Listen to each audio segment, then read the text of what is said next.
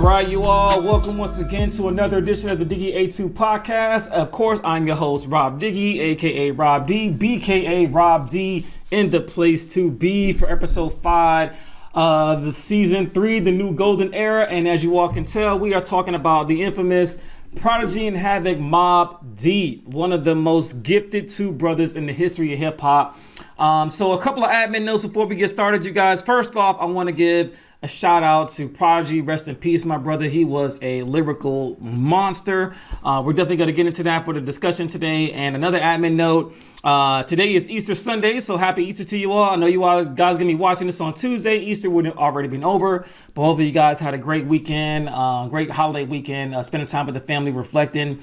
And another admin note is for our beloved big homie DMX. DMX, if you all didn't know, had an overdose, had a heart attack over the weekend, and I hope and pray that DMX can make out of this and stay with us for a little bit longer, because I love DMX, man. So all that out the way, I want to introduce you all to my guest for this episode. So this gentleman here, the brother's name is F.L.O.W. I don't want to give his government name out. We'll just keep his stage name out there for everybody. But this gentleman named F.L.O.W, I got a chance to meet him on an app called CH. You all can figure out what CH is on your own. I won't dive into that. But this brother created something in CH that is called the FNN network, F.L.O.W Nightly Network, where he talks about music, culture, movies, anything black culture is what his expertise is. He had something that he put together called the greatest hip hop album of all time. He put a bracket together, kind of like March Madness. I thought that shit was genius, and I was like, damn, I got to connect with this dude. How can I be a hip hop podcaster and not be a part of that movement on what this brother is doing? So ever since then, I've been tapping in with him, and he allowed me to actually share the stage with some of the greatest talent across music, period. Not even hip hop or R&B, just music in general. And I would tell you all, if you have that application, tap in. I want to say we get down every Tuesday, Thursday, and Saturday, unless there is a versus battle. He'll put the schedule out for everybody. But I definitely want to show him some love. Tap into that hashtag FNN bracket. I'm going to put that into the episode. You all going to see that here on this. So show some love to F.L.O.W. But I'm going to bring F.L.O.W in, you guys, and have you all meet him. So F.L.O.W, my brother, what is good? What's happening? And introduce yourself to the audience, please, sir. Hey, first and foremost, happy Easter. And as you said, prayers and well wishes to DMX every day. My name is F.L.O.W. That stands for Freedom Lies Only Within. I am a hip hop artist as well, I guess, as now a content creator out of Queens, New York. That's pretty much the gist of it, like you said. I'm on Clubhouse now. Got my second page because the first one, something is wrong, but it's F.L.O.W 3490. I hate the 0, but I had to add it. But yeah, F.L.O.W 90 Network. F.L.O.W, that's what's up, man. Glad to have you with us, man. And thank you, brother. I mean, I know I keep saying it, but thank you for what you are doing. What your room is doing is bringing back black music and the importance of it. And it may sound minuscule to you, but to those of us that are close to music and love hip hop, love R&B, love having conversations about it, you've made that platform possible for us to have those conversations. So thank you again, brother. And thank you for being on with us, man, this afternoon. So our showcasing artist we're going to be talking about, you guys, is Albert Johnson, Kejon Majita, and that is Product and Havoc, also known as Mobb Deep. So these brothers have been friends since high school. And actually, let me give you all some background about these two cats. They're from Queensbridge, New York. They've been actually, when it comes to everybody has been asking me, yo, you get the Mobb Deep, how are you going to find out what the done language is? So basically, they had a cat in their hood around the way named Bumpy. Bumpy had a speech impediment and couldn't say the word son. His S's turned into D's, and that's how they got the done language. So that's where that all comes from. It's from that gentleman named Bumpy around the way in their hood. But the 3 albums that we're going to be focused on for this particular episode is actually 3 of my favorite hip hop albums of all time. It's a coincidence that they're all 3 in a row and all in this episode. The first one is the infamous, released in April '95. It was first rated 4.5 mics from the source. The source went back in time and gave them or remiked them up to 5 mics. So it is a 5 mic album. Some of the joints on there, probably the whole album was a run, as F.L.O.W says in his room. But I like Survival of the Fittest, Eye for an Eye, Just Step Prelude, Give Up the Goods, one of my favorite joints with Big Noid. Right Back at You with Ghostface Killer, and of course Shook Ones Part 2. And that is a gold album. And then in November of 96, they released Hell on Earth, a 4.5 mic album from the Source magazine. And one of my favorites is Drop a Gem on them, which was actually a diss to Tupac at the time, the late great Tupac Shakur. Man Down, Godfather Part 3, Hell on Earth, Give It Up and Fast, featuring Big Noid and Nas. That's a dope ass album as well. And then they took a couple years off, did some cameos and things like that on the admin side. And then it came back out with Murder Music, which is the platinum album, 4.5 mics from the Source magazine, released in August of 99. And some of the joints I picked up there, to me, that album in particular picks up to me on the second half of the album. So the second half of the album is when it actually really, really starts to pick up. So I picked out Spread Love, Illustrious, Where You're From with 8 Ball, Quiet Storm Remix, Where Your Heart At, The Realest with Cool G Rap, which literally just destroys that track, and It's Mine featuring Nas. When Nas says, silk shirt from my chest show, what a flirt, Halle Berry blew a kiss at the Barbra Streisand concert. Shit is dope, man. So that is our premise today for Mobb Deep. And once again, Flo, thank you for meeting with us today, man. It means a lot to me and my audience. And the first question, brother, that I have for you is, what is the significance of Mobb Deep to the culture of hip hop? I guess I can answer this because I'm from Queens and I just know what they mean out here. Like, it was like, even the 1 or 2 times that I've seen them, it was always funny because their name is Mobb Deep. And if you ever seen them, they rolled deep. and it's funny because like I'm short too, and none of the guys were tall. Like, it was just like, you might see a crew of guys that's all 5'8", but they was the hardest looking 5'8" dudes that you've ever seen. Like, I'm talking about, like, and they would still be in Queensbridge. Like, that, like, they would legit stick to that. Like, even when they were worth millions, like, you would just see a whole bunch of dudes that look cool, but look like, yo, if you got on the wrong side, you know, we gonna do what we gonna do. Actually, I think their manager was in the room one time. I don't know if you remember. He was like telling stories. Oh, sure, that's what's up. I probably wasn't in the room that day, man, but I would love to just be a fly on the wall. And in particular, during that time in hip hop, 95, 99, Mobb Deep was monsters. I mean, when you talk about The Infamous, you talk about Hell on Earth, you talk about Murder Music, to me, those 3 albums, and I would even say Infamy. I know Infamy is outside of our realm, but Infamy released in 2001 with Burn on there. Burn is a banger. Oh my God, the way they put the drums on there, and most of the music was produced by Havoc himself. So they did everything kind of like in-house, you know what I mean? They didn't really reach out to any outside producers, and the shit just worked, you know what I mean? The shit worked, and the Prodigy, as I mentioned, was a lyrical monster. So with that in mind, Flo, like, how did you, or what did you, of those 3 albums that they had, which one did you like the most and why?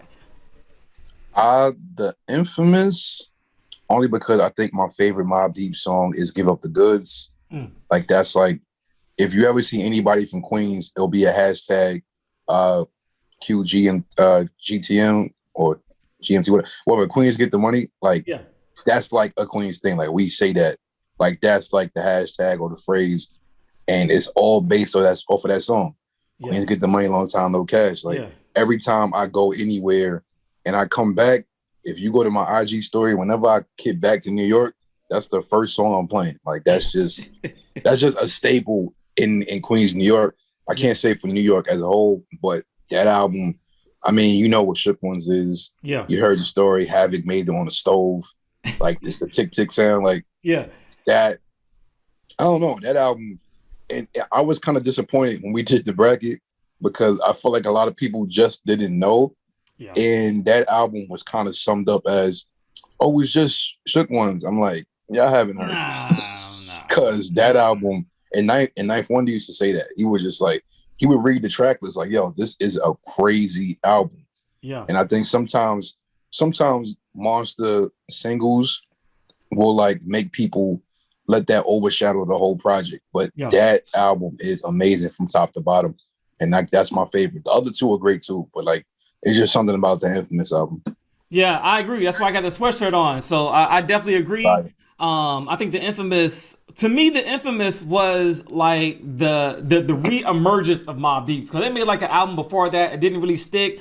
So a lot of people think of the Infamous as their first, commercial successful album, because their first album was kind of like a flop.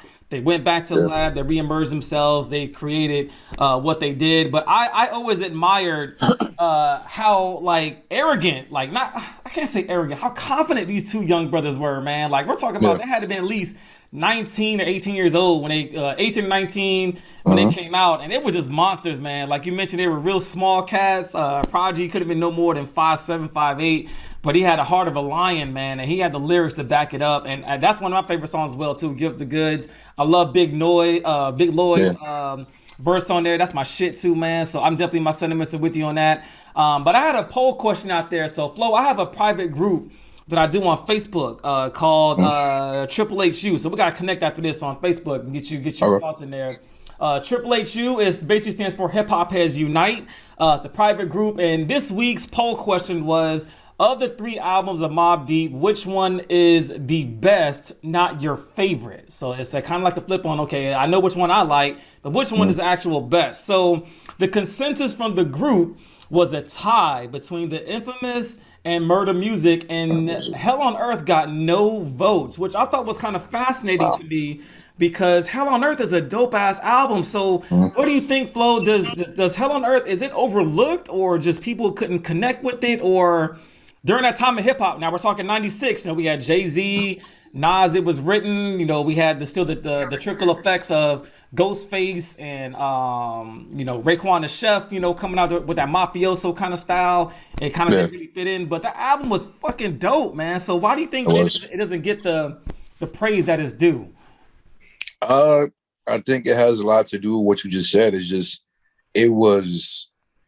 I guess by then you kind of knew what they were about, but you had other options as well. Like you said, you have Jay-Z's, Wu-Tang, you got all this stuff going on. Yeah. And as far as the poll goes, I just think that's just tough competition. I think if you put Hell on Earth in a category with maybe other third albums from artists, it'll probably shine more. But the fact that you put it in that juggernaut of a threesome, like those first 2 are crazy, and it's not that Hell on Earth isn't crazy. It's just what those first 2 are. Yeah.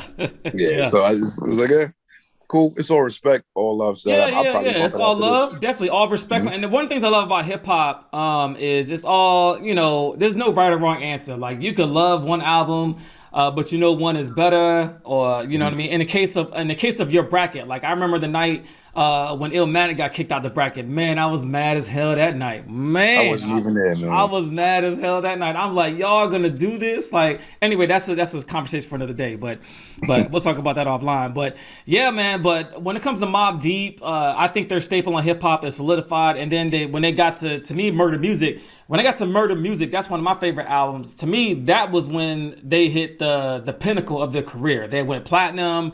They started to make these flashy videos. They had the remix with Little Kim on Quiet Storm. To me, they didn't even need Kim for Quiet Storm, honestly. I think the Quiet Storm joint itself was fire by itself. But just adding Kim to it just made it even better, even elevated them to a whole nother level. It's Mine, and people sleep on The Realest with Cool G Rap. Like, oh my God. Like, people, you got to go back and listen to that album. If you've never heard Murder Music, you got to go back and listen to it, especially during the time period of when the album came out.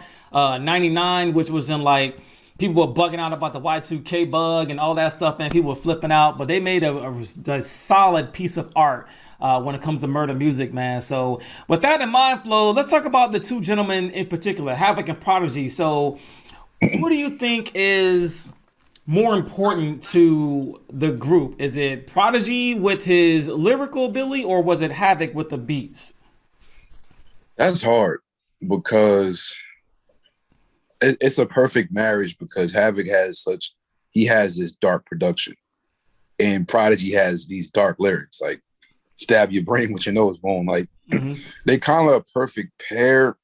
But I'm gonna go Prodigy off the strength of like Havoc has produced for other people, but for some reason I don't always like it as much. Like of course the beats is still good, but it's something missing to me, and that's Prodigy. And I was talking to somebody recently, and I was just like, people forget that there was a small time frame, where Prodigy was probably one of the best rappers on earth. Facts. Like, and I don't think it gets talked about enough. I think, rest in peace, when he passed away, a lot of people started to recognize it, but there was this small window where he can arguably say that he was the best rapper in hip hop. Yeah, I would agree. I think that small window you're talking about might be right at the peak of Quiet Storm when he did HNIC, which I think was the album after that, his solo project. I think that time period between like late 99, 2000, I would agree. Like, he's the hottest rapper on earth, man. I think everybody's reaching out to him, and like he showcased his lyrical ability, his lyrical flexibility. And then, of course, when we got to the 2000s, which is, outside of our window, obviously, but they got to the 2000s, they caught a couple of bangers that I like. But then they joined G-Unit, and then it kind of fizzled out a little bit. But that's how it happens. But I still bump Mobb Deep to this day. And it's 2021, you guys. I'm still bumping Mobb Deep to this day. Like they just have made timeless classic music. And they definitely rep Queens. So thank you, F.L.O.W, for being from Queens. You know what I'm saying? No Someone problem. that's actually from the borough to represent. I crafted these episodes as much as I could to line them up with someone that is either familiar from the area or something like that. Last week we had shout out to the Wild Tuna, who's from Philadelphia. He came on, did the Roots with us last week, so that was dope. Just trying to line things up a little bit better this season. But as I mentioned to you guys, I'm not a rapper. I'm not an A&R. I am just a fan of the music. I just want to keep that. I get a lot of emails and people send me their music. Yo, Rob, what's up, man? Like, yo, man, I'm just a fan like you, man. Like, I'm just a fan. I cannot do nothing with it, but I'll listen to it. I'll give you my honest feedback. All of you independent artists out there, my wife will do the same thing. We'll listen to it and send you back our thoughts. But yeah, man, I want to create a platform where we all can talk about hip hop, articulate ourselves and give it homage and its due, and give these brothers, a lot of the artists, their flowers, while they're still here. And unfortunately, Prodigy is not here with us anymore, but his mark is left. But the last thing I have, F.L.O.W, to close us out before we get into the shout out portion is always going to be final thoughts. What are your final thoughts when it comes to Mobb Deep? And on top of that, what would be, like, let's say, for instance, I ask somebody this question all the time. I always like different opinions. Let's say you ran across someone that never heard of Mobb Deep in their entire life. What song or album do you play for them and why? So the first part is final thoughts, and then if someone had never heard Mobb Deep before, where do you start with them to take them on that Mobb Deep journey? Final thoughts, I would say, of course, rest in peace to Prodigy. Shout out to Havoc. I do think that Havoc could have a nice little producer verses I would like to see. Yeah. Again, I don't want people to forget the greatness that is Mobb Deep, especially on a nationwide thing. I don't know how they're viewed in other coasts, but they should be up there. Like Outkast is my favorite group, but Mobb Deep deserves to be up there, and especially in duos, groups, what have you. Like they deserve to get their flowers every time, and I feel like for the most part they do. But I do advise people to look past the singles. We know how great all the singles are, but actually go to those albums, because those brothers had great B-sides. And don't just sum it up to shook ones, but made their legacy live on, forever and ever, RIPP.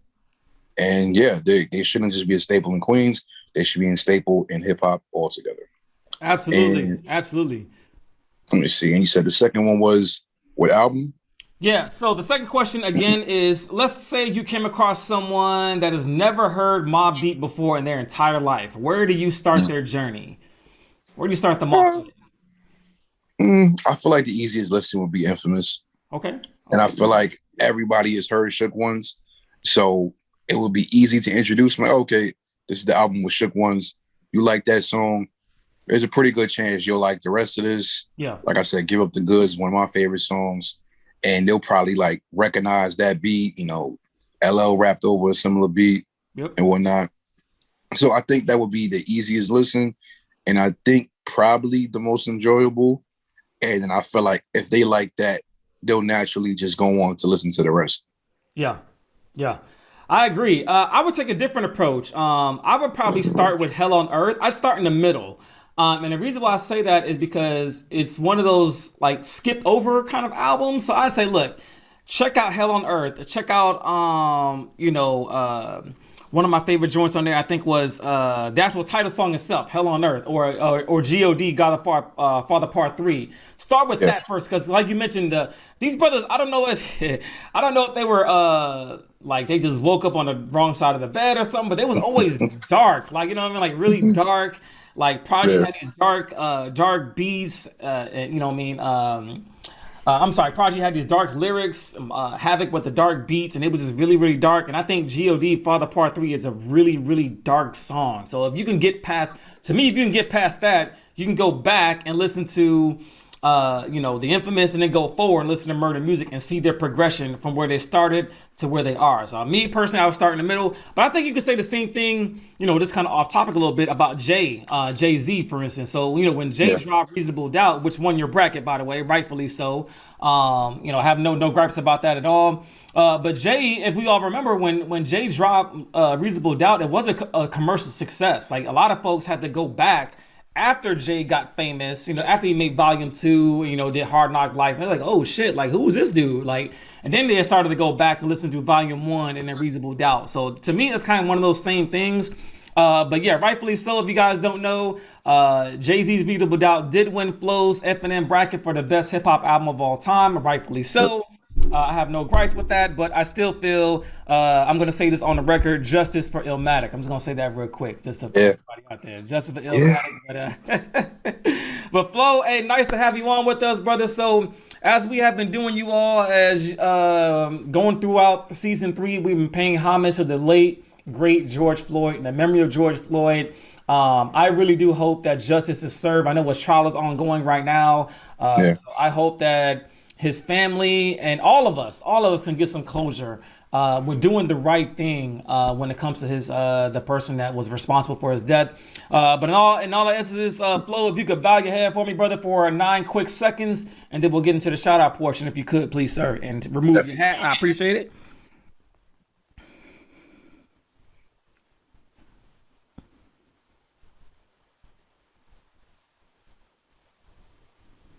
All right. God rest his soul, and God rest the soul of all the others that we have lost through the social injustice. It needs to stop, man. So, F.L.O., my good brother, so happy to have you with us, man. But who are your shout outs going to today, sir?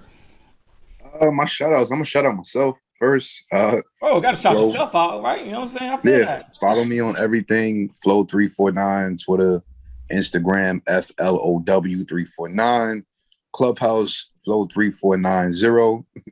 8-0, but it is what it is. We got some dope things in the work. Shout out to my co-hosts, Dapper Don, Camicia, Puff, Tim, Ninth, Lenny, Mir. Shout out to Robb Diggie. Shout out to Craig. Right, man. Appreciate it, homie. Appreciate it. Yeah, shout out to my man Craig Bayless, just cuz, #Craig Speeches. Shout out to anybody who's ever pulled up to the room and stayed. It's definitely appreciated, because we be in that thing for like 3 hours on a weekday. I know that's not easy, but I appreciate everybody's dedication. Man, my shout out is definitely going to you, F.L.O. Shout out to our Clubhouse room. I'm so happy to be a part of it. And sometimes, man, like I get on the stage and I start looking around at some of the names. I'm like, yo, like I shouldn't even be here right now. Like, how in the hell is old little old Robb Diggie from Kansas City on the stage with some of these heavy hitters? But the other side of me is like, you know what? I think I've earned it. I think I should rightfully be there. And I think a lot of other folks feel the same way. Whether they know you personally or whether they know some of the moderators personally, that's neither here nor there. They're there for a reason, and we are there to remind everybody of this wonderful music, whether it's hip hop, whether it's R&B, whichever will decide corn that it is. So you guys tune in, man. I'm definitely going to put all the information for you all to get into that room if you have that application, which is CH. Go in there and check it out. We get down every Tuesday, Thursday, and Saturday, permitting the versus battle. So hopefully by the time you all see this, I think there's another versus battle today hosted by Steve Harvey. with the Ozzy brothers against Earth, Wind, and Fire. I am so excited for that, yo. I'm so excited. Actually, really excited to see Earth, Wind, and Fire, to be honest with you, but that's neither here nor there. So shout out to you, F.L.O.W. Shout out to our room. Shout out to my family. Today is Easter, so it's good to remind yourself about your family and good people around you. And of course, as always, shout out to my wife, Jessica, the queen. I cannot do anything without making moves with her, and she is doing some major moves behind us, pushing our platform forward. So a huge shout out to Jess. I love you, babe, and thank you for all this. And we're going to wrap things up right now, you guys. Next week, we're going to be talking about the lyrical Latino monster from the Bronx, New York. That is Big Pun. We're going to talk about Big Pun next week, so you guys stay tuned in for that. But thank you guys for sharing your time with us today, whether you're watching or listening. Shout out to you guys. Shout out to everybody. And of course, as always, shout out to hip hop music, hip hop culture. We'll see you guys next week. All right, 100. Peace.